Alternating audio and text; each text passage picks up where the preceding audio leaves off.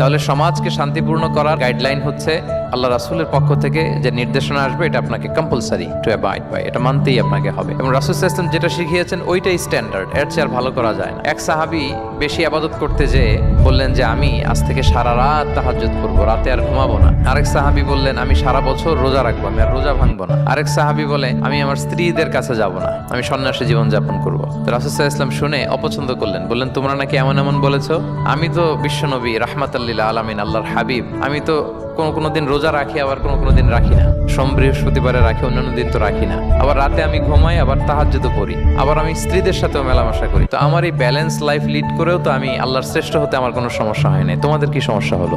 সুবহানাল্লাহ। দেখেন, ইসলাম খুব ব্যালেন্সড অ্যাপ্রোচে বিশ্বাস করে, ভারসাম্যপূর্ণ জীবন বিধান। তার মানে রাসূল সাল্লাল্লাহু আলাইহি ওয়াসাল্লাম যেটা শিখিয়েছেন ওইটাই স্ট্যান্ডার্ড। আপনি কি রাসূল সাল্লাল্লাহু আলাইহি ওয়াসাল্লামের চেয়ে বেশি মুত্তাকি হতে পারবেন? বুঝে থাকলে আওয়াজ করে বলুন, আল্লাহ রাসূলের চেয়ে বেশি বুজুর্গ হওয়া সম্ভব? মুত্তাকি হওয়া সম্ভব? আল্লাহওয়ালা হওয়া সম্ভব? তিনি যেটা শিখিয়েছেন ওইটাই স্ট্যান্ডার্ড। তাহলে আল্লাহ রাসূলের চেয়ে বেশি বোঝা চলবে, ওনারা যে নির্দেশনা দিয়েছেন সেটা মানলেই জীবনের সুখ।